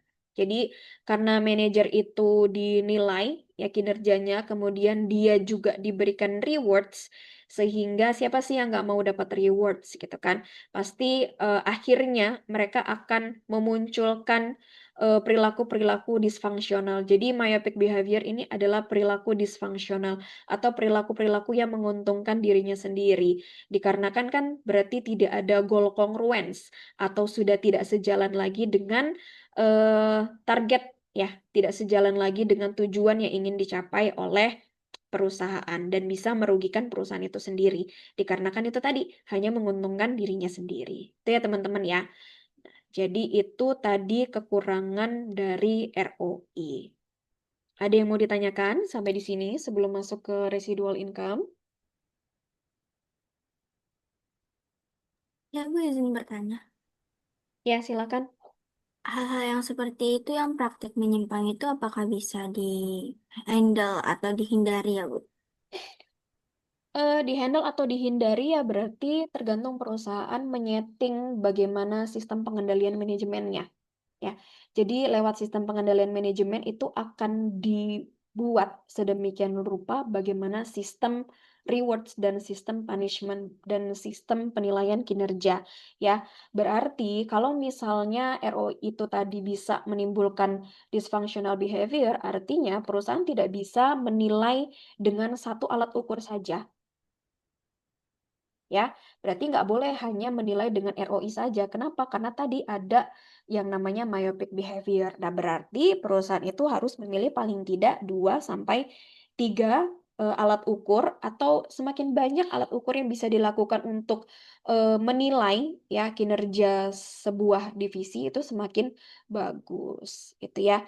Jadi itu tadi harus dirancang sedemikian rupa. Bagaimana sistem rewards-nya, apa rewards yang mau diberikan, kemudian penilaian yang adil itu seperti apa gitu kan? Nah, itu tadi harus dirancang lewat apa? Lewat sistem pengendalian. Itu ya, Siti. Baik, Bu, terima kasih. Ada lagi? Dan teman-teman kalau misalnya apa namanya tertarik ya dengan topik dysfunctional behavior dari manajer gitu ya, itu juga bisa dipilih sebagai salah satu topik penelitian gitu. Karena kalau misalnya kita di akuntansi manajemen itu kan tidak melulu penelitian itu terkait dengan hitung-menghitung gitu ya, atau yang sifatnya kuantitatif, menghitung ROI, menghitung EVA itu tidak seperti itu. Tapi kita juga bisa menilai ya atau mendeskripsikan bagaimana sistem penilaian kinerja itu membawa dampak atau dysfunctional behavior atau dari sisi perilaku di balik aturan tertentu ya atau di balik penilaian tertentu itu juga bisa kita jadikan sebagai topik penelitian. Jadi kalau kalian yang tidak suka dengan yang sifatnya hitung-menghitung gitu ya, lebih suka yang sifatnya ke arah behavior gitu ya. Nah, itu bisa juga dijadikan sebagai topik penelitian. Jadi, kita tuh tidak saklek ya, accounting itu tidak saklek di situ ya. Jadi, ada juga hal-hal lain dari sisi manajemennya. Bisa bertanya lagi, Bu, mengenai yang Ibu tawarkan itu, mengenai behavior ini. Untuk penelitian seperti ini kan Ibu bilang itu biar kita bisa tahu kan soal manajemen di suatu perusahaan. Berarti itu real kan, Bu? Karena kan dia harus dari penelitian. Betul, Jadi tuh hal seperti itu udah ada yang meneliti atau bagaimana, Bu? Atau sudah. kita harus dari kayak cari perusahaannya sendiri atau gimana gitu, Bu? Jadi, kalau misalnya kalian cari di artikel-artikel ya, bisa di Google Scholar, kalian cari tentang myopic behavior gitu ya, pasti sudah ada beberapa artikel-artikel terdahulu yang melakukan penelitian dengan topik tersebut gitu ya. Nah, sudah banyak gitu pasti. Nah, apakah saya boleh melakukan hal yang sama? Boleh, tapi harus ada pembedanya. Ya, contoh kalian kan kalau misalnya mau mengambil tentang topik tersebut, kalian harus melakukan studi kasus gitu ya. Nah, studi kasus itu harus ada sampel perusahaan yang diambil, bisa satu perusahaan, dua perusahaan atau lebih. Itu jadi nggak apa-apa topiknya sama dengan penelitian terdahulu. Justru kalau misalnya sama dengan beberapa penelitian terdahulu, artinya kalian itu apa ya punya pondasi gitu atau punya acuan ya. Kalau misalnya penelitian tersebut belum pernah dilakukan, justru nanti kalian bingung mau meniru siapa atau mau mengacu kemana. Jadi pilihlah topik-topik penelitian yang memang sudah ada penelitiannya tuh sebelum-sebelumnya. Jadi lebih banyak literatur yang bisa dibaca. Ya, jadi kalau misalnya mau mengambil topik tentang behavior, myopic behavior ini, jadi itu contoh, bukan contohnya, jadi metode penelitiannya itu lebih kepada case study atau studi kasus. Ambil beberapa perusahaan atau paling tidak satu perusahaan, kemudian dilakukan observasi, dilakukan interview, ya tentu saja yang diinterview bukan bukan manajemen yang level bawah, ya kan? Harusnya middle management atau top management minimal levelnya middle management manager. Kenapa? Karena ini kan ada di bagian manajemennya, bukan di bagian lower management untuk behavior. Itu ya, tantangannya di situ. Nah, makanya Ibu bilang kemarin justru buat teman-teman yang sudah bekerja di sebuah perusahaan terus punya link di perusahaan tersebut, bisa memperoleh akses untuk wawancara manajer-manajer itu justru penelitiannya akan lebih bagus gitu ya. Jadi tidak melulu menghitung ROI, menghitung EVA untuk perusahaan listing di bursa efek kayak gitu kan itu sudah banyak. Tuh, apalagi kalau misalnya balik lagi ke literatur, maaf, literasi keuangan, kemudian m-banking, kemudian fintech, itu udah banyak banget gitu, banyak banget. Jadi saran Ibu untuk kalian tahun depan, carilah topik-topik lain yang eh, tidak, apa ya, bukan jarang, tapi tidak melulu tentang literasi keuangan, fintech, dan lain-lain itu. Ya, itu karena sudah banyak, apa namanya, dari teman kakak-kakak tingkat kalian yang melakukan topik serupa. Gitu ya. Ada lagi? Ada lagi Bu, izin bertanya. Oke. Kan saya sempat ingat Ibu pernah bilang Ibu pernah ambil topik penelitian Ibu untuk S2 itu yang tentang Nokia dan iPhone kan Bu. Ah, itu kan perusahaan besar Bu. Itu Ibu apakah melakukan penelitian secara langsung juga atau enggak atau sekadar lihat dari berbagai macam sumber berita atau apa namanya artikel-artikel yang udah pernah beredar membahas itu. Kalaupun misalnya tidak itu berarti bisa ya Bu kalau misalnya kayak mau pakai behavior tapi kami patoknya sesuai dengan penelitiannya aja gitu. Kalaupun misalnya Ibu pakai dengan cara eh, langsung mencari di perusahaannya itu apakah bagaimana caranya gitu. Pak? Padahal Kalau kan kayak saya nanya. namanya namanya penelitian itu pasti real ya, nggak boleh. Jadi bukan kita, itu namanya studi literatur. Kalau misalnya kita mengelaborasi hasil dari beberapa literatur ya tanpa melakukan observasi langsung, itu studi literatur. Namun kalau studi kasus ya berarti harus ada sampel perusahaan yang kita ambil. Nah, Ibu kan sebelumnya Ibu juga behavior, ya kan? Mengambil tentang lebih kepada menilai lingkungan kinerja yang seperti apa, yang bisa menumbuhkan inovatif behavior dari karyawan lini yang paling bawah, gitu ya. Jadi memang harus ada perusahaan yang diambil sebagai sampel. Itu. Jadi harus ada kenapa perusahaan itu diambil, alasannya kenapa, gitu kan? Nah, kemudian ya itu harus melakukan interview dengan manajer-manajernya. Bagaimana caranya? Ya kita hubungi, mungkin misalnya kita punya apa namanya kenalan di sana yang bisa memberikan kita email HRD-nya, kemudian kita email HRD-nya untuk meminta izin, menginterview beberapa manajer-manajer yang ada di sana, kayak gitu. Kemudian bisa nggak kita visit ke sana untuk mengobservasi PT-nya itu seperti apa, itu harus seperti itu. Jadi nggak boleh studi literatur gitu, jadi harus visitasi ke sana. Dan Ibu juga apa ya, melalui hal tersebut gitu, email HRD-nya, kemudian berkomunikasi dengan manajer-manajernya, kemudian dikarenakan COVID gitu ya, jadi tidak bisa melakukan observasi langsung atau nggak bisa ke sana karena dilarang pada saat itu untuk mengunjungi perusahaannya, gitu ya. Jadi waktu itu interviewnya secara online. Itu. Jadi penelitiannya secara kualitatif, bukan kuantitatif, karena kita menilai seberapa dalam gitu ya, tidak diukur secara angka itu. Dan Ibu kemarin untuk studi kasusnya Ibu ambil salah satu perusahaan di Batam itu Schneider. Ya, Ibu dapat Schneider kemarin. Dan harus ada alasannya kenapa Schneider. Jadi bukan berarti kalau misalnya kita kerja di PTA gitu misalnya, kita harus mikir caranya. Apa alasan yang paling ilmiah ketika kita memilih PTA? Cocok atau tidak dia sebagai objek penelitian kita? Gitu ya. Nah, Ibu kemarin milih PT Schneider karena Schneider ini dapat penghargaan sebagai perusahaan terinovatif waktu itu ada penghargaannya. Itu ya. Jadi cocok sekali untuk menilai lingkungan kerja yang memotivasi untuk inovatif behavior kan cocok gitu ya. Makanya itu dipilih sebagai objek. Itu. Itu ya Siti ya.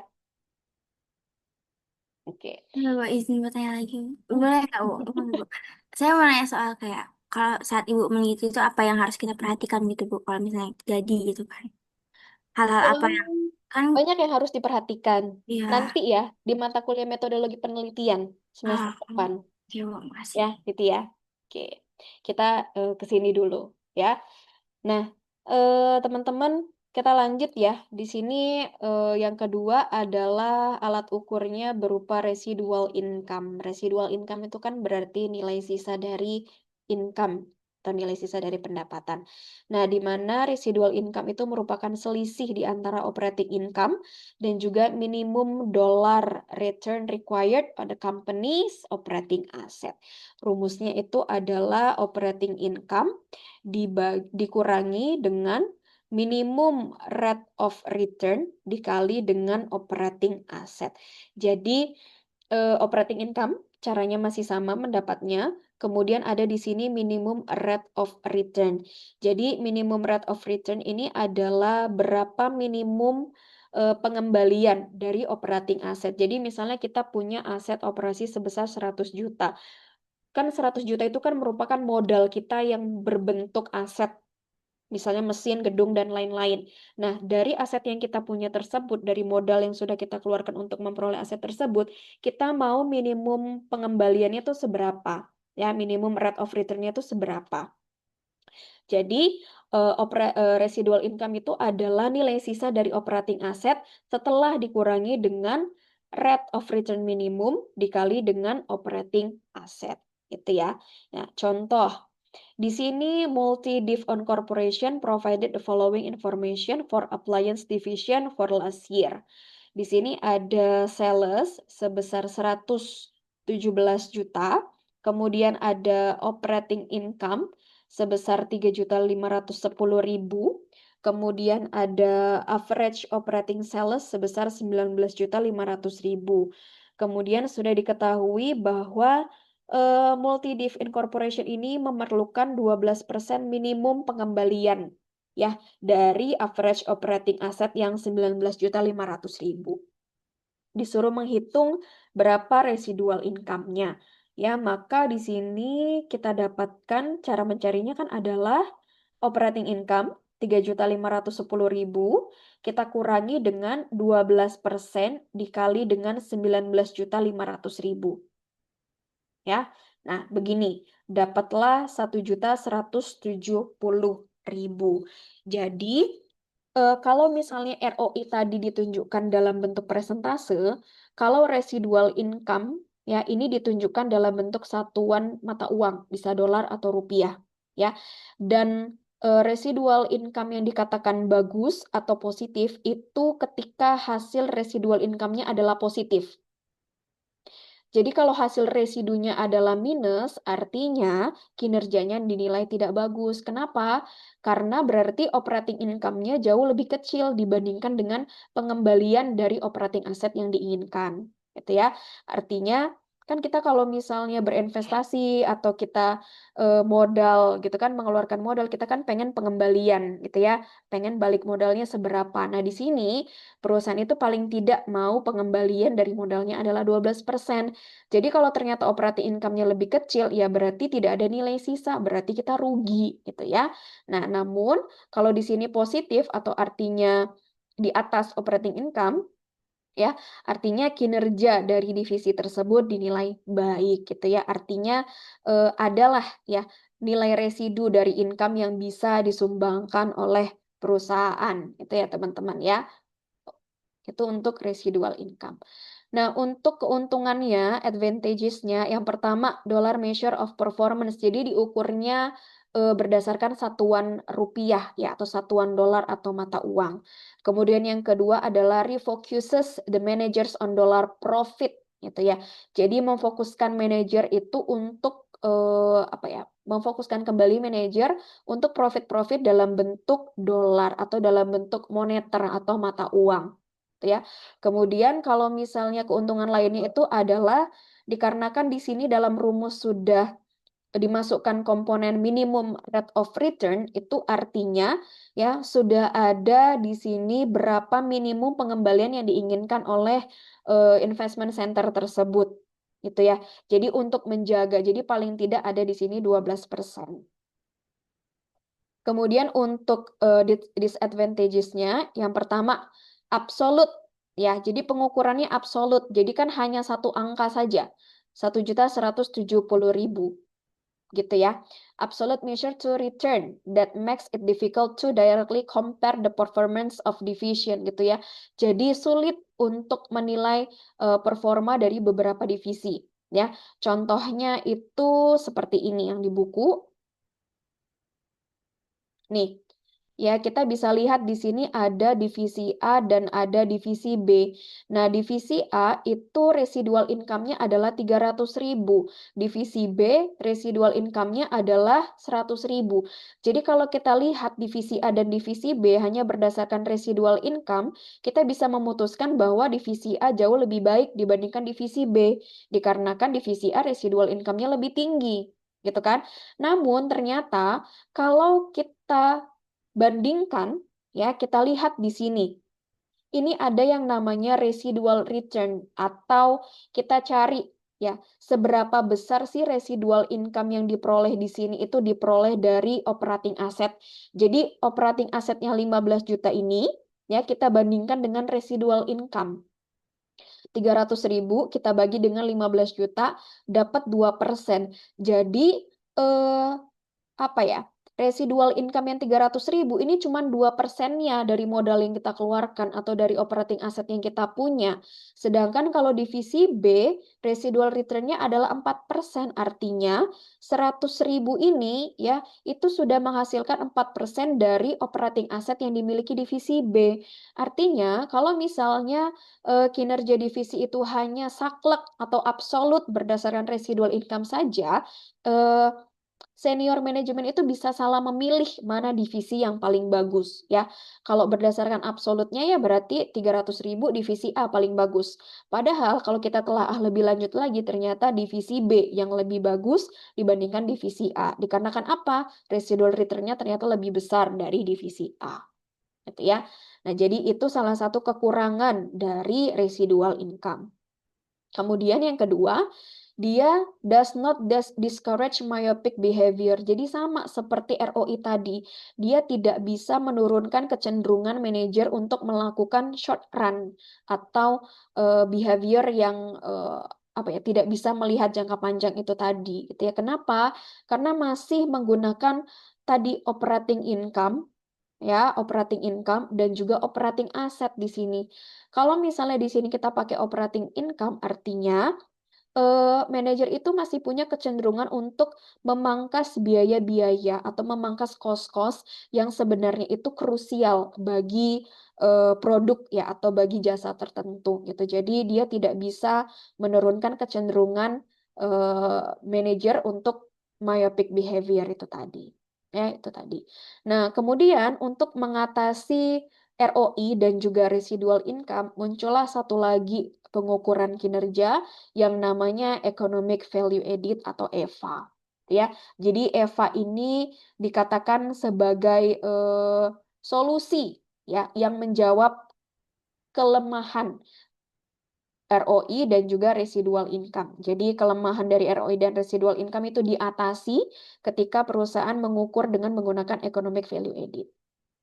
Nah, economic value added ini menggunakan after tax operating income, gitu ya. Jadi kalau ROI dan RI tadi kan before tax ya. Kalau EVA ini dia pakainya after tax operating income. Dikurangi dengan minus the total annual cost of capital. Jadi dia memanfaatkan satu komponen lagi yang dinamakan cost of capital. Cost of capital itu adalah cost yang muncul atau kewajiban yang muncul dikarenakan kita memilih salah satu sumber pendanaan. Contoh, kalau misalnya kita pendanaannya mau menggunakan saham, ya, kita menerbitkan saham, itu artinya memunculkan cost atau memunculkan kewajiban perusahaan untuk membayar dividen, sehingga cost of capital-nya adalah dividen. Kalau misalnya sumber pendanaan kita untuk capital itu dari hutang, gitu ya, maka muncul kewajiban untuk membayar bunga. Ya, maka cost of capital-nya di sini adalah bunga. Dan kalau misalnya perusahaan menggunakan dua-duanya, menggunakan capital atau pendanaannya itu bersumber dari saham dan juga utang, maka cost of capital-nya dua, dividen dan bunga, gitu ya, interest dan dividen. Nah, di sini positif EVA ya menandakan company is creating wealth Jadi kalau misalnya EVA-nya itu tidak minus atau positif, maka artinya perusahaan ini sedang creating atau membentuk kekayaan. Ya, kalau negatif EVA itu artinya company is destroying wealth, artinya kekayaan perusahaan semakin menurun. Tuh. Jadi sama seperti residual income, bentuk dari EVA ini berupa satuan dolar atau mata uang. Ya, nah di sini, economic value added ini encourage manager to use existing and new capital for maximum gain. Jadi, aset yang sudah ada sekarang ya, atau modal atau aset lah berarti ya, yang sudah ada sekarang, ataupun yang mau diinvestasikan atau yang mau dibeli ya, new capital, itu dibeli ya atau digunakan, ini tujuannya untuk memaksimalkan tadi kekayaan ya, memaksimumkan profit itu tujuannya. Kenapa? Karena harus ada mempertimbangkan dividen dan bunga yang dibayarkan. Itu tadi ya. Nah, kalau ROI dan RI tadi dia tidak mempertimbangkan sumber dari capital itu. Sedangkan kalau EVA dia mempertimbangkan kewajiban yang muncul ketika kita memilih ya sumber capital, bisa dari saham dan bisa dari utang, ya. Kemudian EVA itu kan sama dengan after tax operating income dikurangi dengan weighted average cost of capital dikali total capital employed. Jadi ini adalah rumus dari perhitungan EVA. Ya, kita masuk ke contoh. Firman Incorporation had tax operating income last year. Jadi tahun lalu income-nya adalah 1.583.000. Ini last year ya. Kemudian, three sources of financing were used by the company. Jadi mereka punya 3 sumber pendanaan. Yang pertama itu adalah mortgage bonds. Ini berarti wesel ya.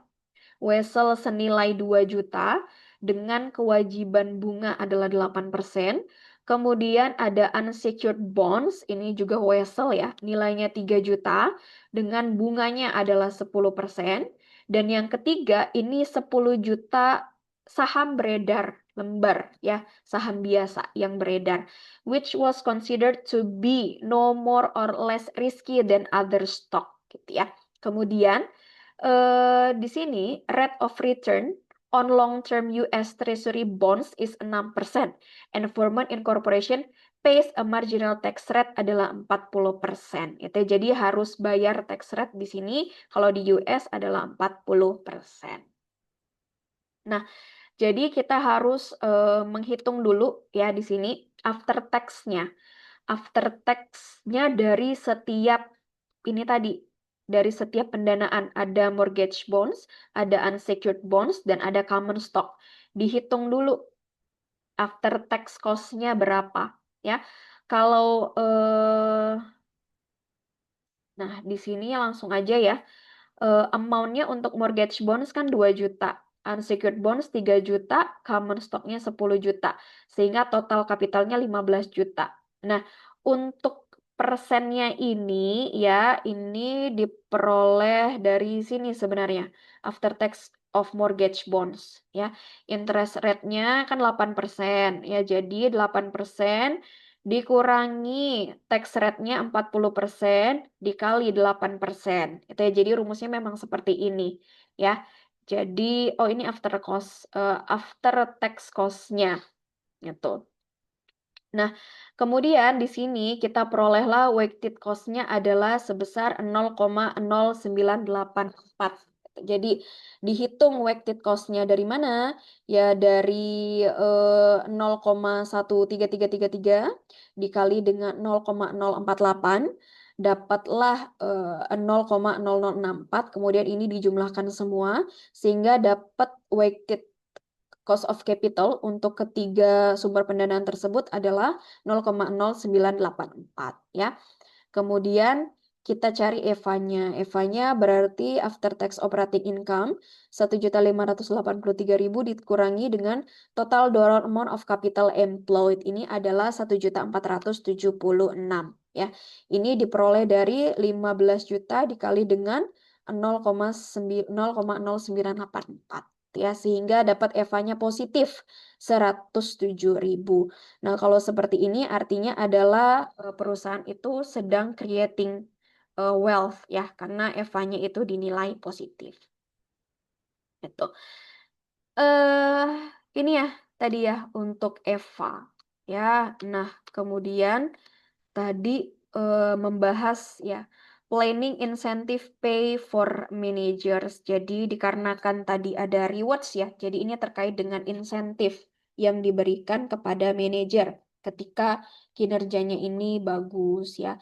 Nah, namun muncul problem area, muncul problem ketika managers itu mungkin have low ability gitu ya, kemampuannya itu tidak memungkinkan gitu kan. Kemudian prefer not to work hard gitu. Jadi lebih cenderung untuk bermalas-malasan atau prefer to spend company resources or perquisites gitu ya. Jadi lebih cenderung untuk memanfaatkan sumber daya dari perusahaan itu untuk hal-hal lainnya gitu ya. Nah, ini tadi yang disebut sebagai dysfunctional behavior gitu ya. Jadi untuk mengatasi problem-problem dari manajer yang muncul ini, maka owners itu need to discover information about managers before hiring them. Jadi sebelum di hire atau sebelum dijadikan sebagai manajer ini harus kita telaah dulu bagaimana behavior atau pola kerja dari si manajer tersebut. Kemudian harus ada sistem monitoring. Jadi yang namanya manajer ini harus dimonitor gitu ya. Nah, yang memonitor siapa? Ya pasti level di atasnya. Kemudian arrange and incentive scam, ya scam. Jadi harus diatur skema insentif that will more closely align the managerial goals. Jadi insentif skema pemberian insentif itu harus sejalan dengan tujuan manajerial. Ya, jadi karena tadi ya yang namanya insentif itu tied to performance. Jadi kalau misalnya performance-nya baik, maka diberikan insentif. Tuh. Kemudian tujuannya apa pemberian insentif itu tadi atau pemberian rewards itu tadi supaya tercipta yang namanya goal congruence. Ya, jadi ketika performanya baik diberikan insentif, maka diharapkan akan memotivasi dan akan menggiring manajer-manajer tersebut untuk membawa divisinya sejalan dengan goals dari perusahaan. Kemudian manager rewards itu terdiri dari ada kenaikan salary ya, gaji bulanannya dinaikkan atau bonus yang diberikan based on reported income.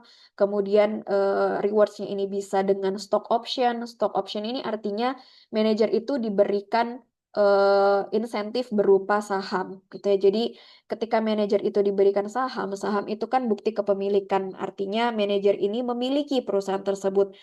Ya, berarti harapannya adalah ke depannya manajer tersebut bekerja lebih baik lagi dikarenakan ketika kinerjanya baik, maka tadi ya perusahaan yang dia miliki semakin kaya dan akan mensejahterakan juga dirinya sendiri gitu kan.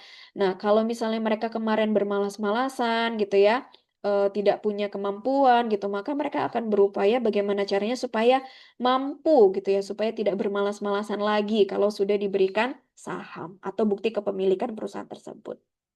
Ya, atau yang terakhir ada non-cash compensation atau kompensasi-kompensasi yang lain yang bentuknya adalah non-cash gitu ya. Itu tadi. Ya, jadi terkait dengan insentif ini sendiri sebenarnya nanti akan kalian pelajari di semester 6 khusus mata kuliah sistem pengendalian manajemen. Ya, sistem pengendalian manajemen ini membahas tentang skema insentif yang biasanya diberikan di perusahaan. Ya, tadi stock based compensation ya, pemberian saham itu. Jadi menerbitkan saham yang ditujukan memang khusus untuk manajer. Di sini bisa encourage goal congruence, bisa lebih memotivasi gitu kan. Nah, tapi kelemahannya ketika memberikan saham kepada karyawan sendiri itu nilai saham ya ini akan turun dikarenakan apa ya dimiliki oleh orang-orang internal itu tadi teman-teman ya. Oke,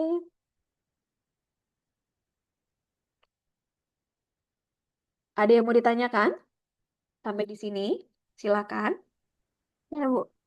Ya, Ah, kenapa sahamnya bisa menurun? Itu mungkin ini ada di perhitungan saham gitu ya, Bu. Cara menghitung kayak misalnya kalau misalnya yang punya sahamnya orang luar lebih banyak, kenaikannya kalau orang dalam lebih sedikit. Namun kalau dalam mata kuliah ini apakah ada ketentuan atau ada penilaiannya tersendiri kenapa bisa dibilang begitu kayak kenapa kalau Em, yang Harga saham itu semakin banyak pemiliknya yang memiliki, maka semakin ini banyak yang punya. Ya, kalau barang makin banyak yang punya, nilainya semakin berkurang. Bukan saham aja, ya. Tuh jadi apa ya?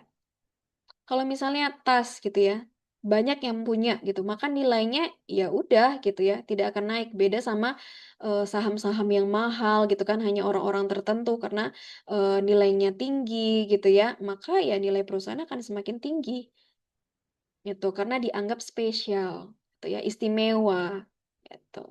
Jadi kalau misalnya tadi manajer itu diberikan saham-saham, artinya semakin banyak saham yang beredar.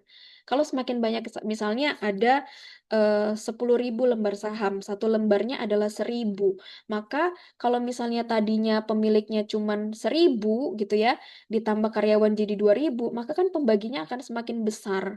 Kalau pembaginya semakin besar, maka nilai sahamnya kan akan semakin kecil. Gitu ya. Nanti kalau untuk sebenarnya itu sih kalau untuk penilaian harga saham ya. Dan kalau misalnya nih pemilik saham adalah orang-orang internal gitu ya. Jadi harga saham itu bisa dipengaruhi karena adanya informasi-informasi tertentu. Kalau misalnya orang internal yang membocorkan informasi tentang perusahaan, maka gimana? Ya, memperburuk image perusahaan itu sendiri. Misalnya nih, kita sebagai orang awam gitu kan, bukan orang perusahaan tersebut, kita punya saham gitu di perusahaan itu. Nah, kita nggak tahu apa-apa nih, tapi kalau manajer di sana yang punya saham di sana, dia pasti tahu apabila perusahaannya itu sedang rugi gitu ya, atau sedang memilih keputusan-keputusan investasi yang tidak tepat. Pasti mereka tahu hal-hal tersebut yang jelek-jeleknya gitu. Ya, maka bisa saja hal itu dia sebarkan dulu ke orang lain. Jadi sebelum harganya tinggi atau sebelum harganya turun, banyak tuh orang-orang yang sudah menjual saham tersebut, gitu kan? Nah, jadi bisa aja mereka memainkan harga saham. Itu karena informasi-informasi internal tidak semua orang tahu.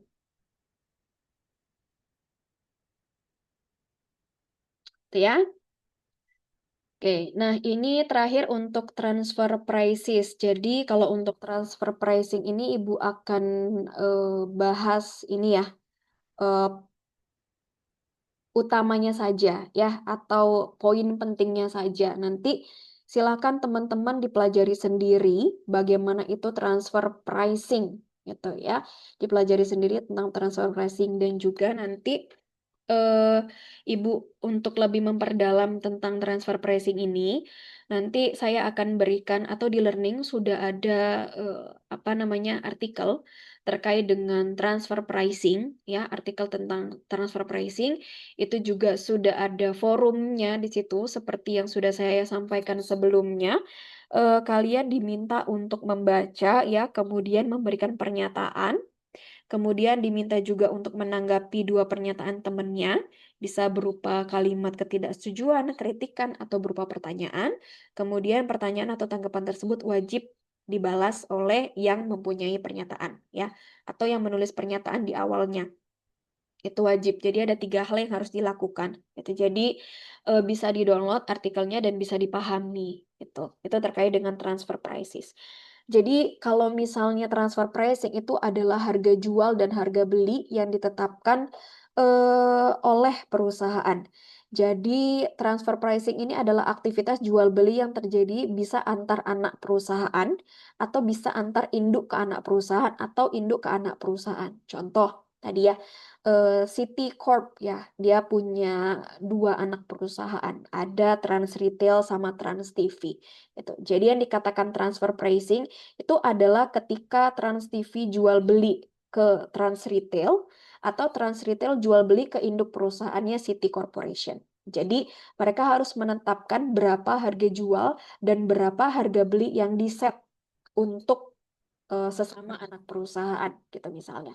Ya, misalnya Trans Retail jual ke Trans TV gitu ya. Berapa harga jual dari produknya tersebut? Nah, itu harus ditentukan. Nah, dikarenakan penjualannya itu adalah sesama anak perusahaan, tentu saja kan pengennya harganya lebih murah dibandingkan dengan harga yang diberikan ke pasaran atau di luar dari keluarga. Ya, jadi induk dan anak-anak itu kan satu keluarga, ya. Di luar dari keluarga pasti kan pengennya lebih murah. Nah, bagaimana caranya untuk setting dari harga jual dan harga beli tersebut? Jadi harga yang ditentukan. Jadi misalnya Trans Retail ya sama Trans TV.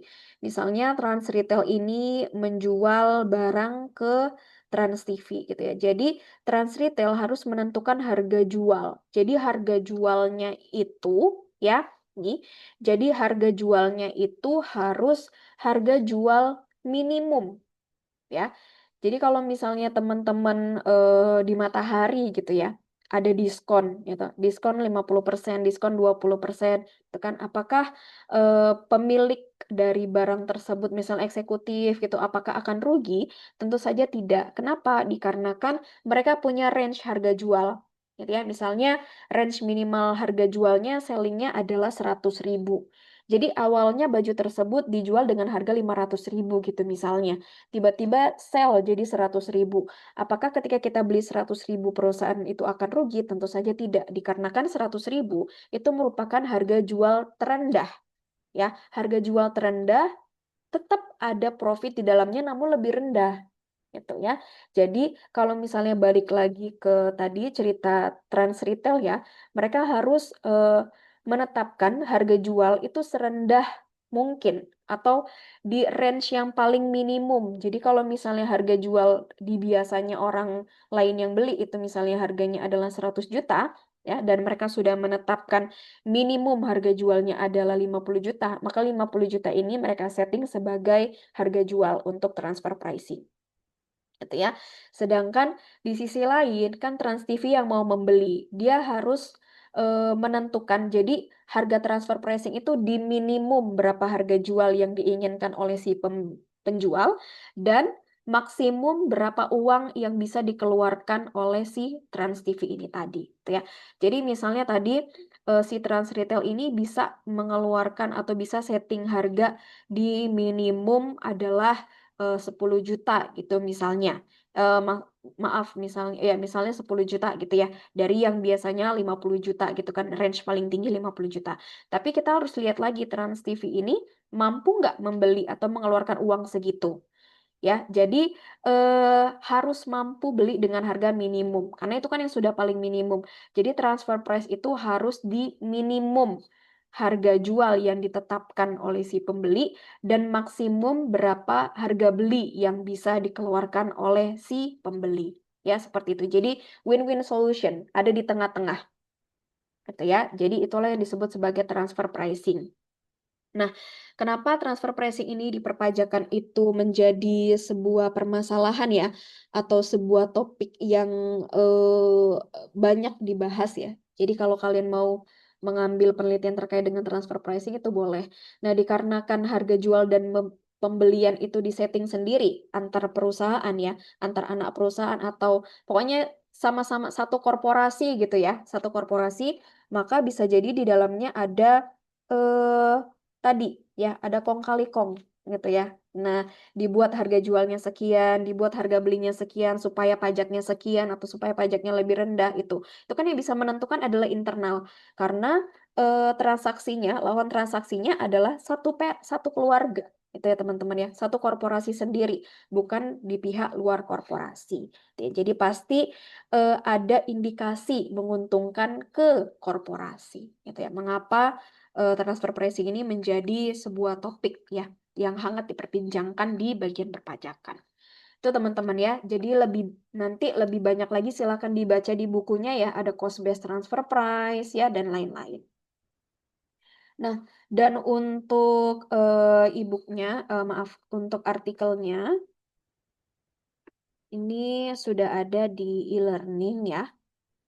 Sini. Nah, sudah ada di e-learning. Ini ya teman-teman ya.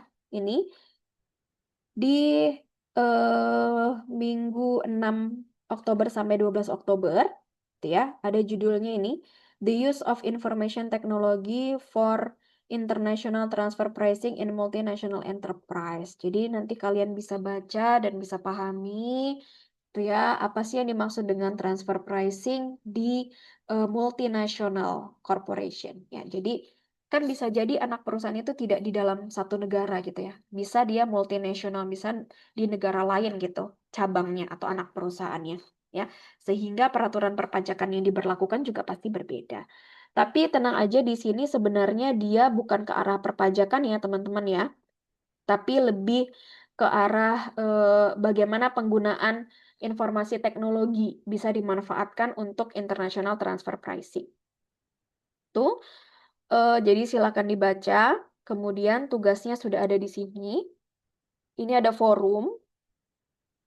Di sini ada forum ya, forum nih 5B ya, berarti 5B malam. Di sini sudah not available unless you belong to AMB malam. Ya, jadi di sini sudah ada. Jadi bagi kalau misalnya ada salah satu dari kalian yang tidak bisa akses, itu artinya di awal sekali kalian belum enroll learning karena Ibu di sini sudah grouping ya.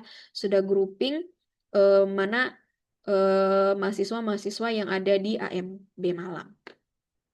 Ya, jadi kalau misalnya tidak bisa akses, silahkan laporkan ke saya. Itu artinya belum saya masukkan atau saya belum grouping ya, belum saya masukkan ke dalam grup AM5B Malang.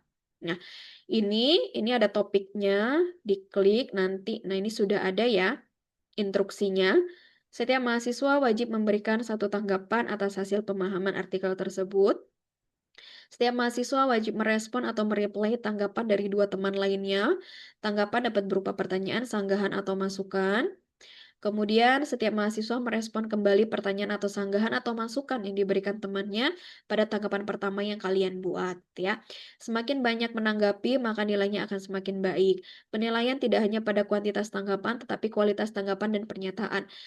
Iya, karena ibu nggak mau menanggapinya cuma iya saya setuju gitu, iya saya tidak setuju gitu kan. Itu kan tanggapan juga ya. Tapi dinilainya tuh dari kualitas tanggapan atau pernyataan yang kalian sampaikan. Gitu ya. Jadi nanti silakan dibuat kapan maksimalnya. Maksimalnya adalah di apa nih? Di hari Jumat kalau ibu nggak salah untuk setting tanggalnya ya. Sebentar. Du, du, du, du, du, du.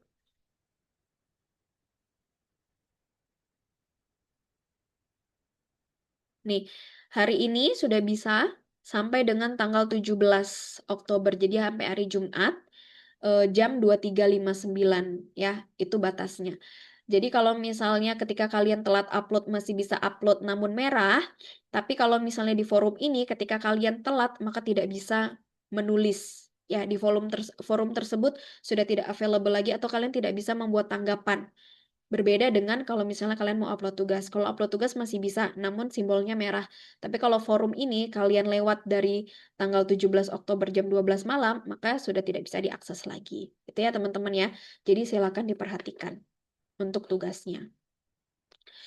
Nah, kemudian satu lagi ya teman-teman untuk minggu depan ya, minggu depan itu kita sudah masuk ke materi capital investment itu ya. Jadi capital investment nanti menilai ada net present value, ada internal rate of return ini ya. Jadi kaitannya dengan investasi. Ketika berinvestasi kita mau pengembalian berapa, kemudian misalnya ada payback period, seberapa lama kita bisa balik modal. Nah, itu ada di capital investment. Silakan dipelajari lebih dulu. Kemudian ada tugasnya ya di sini ya. Tugas E19 sampai dengan E19.7 sampai dengan E19.9. Berarti 19.7, 19.8, 19.9.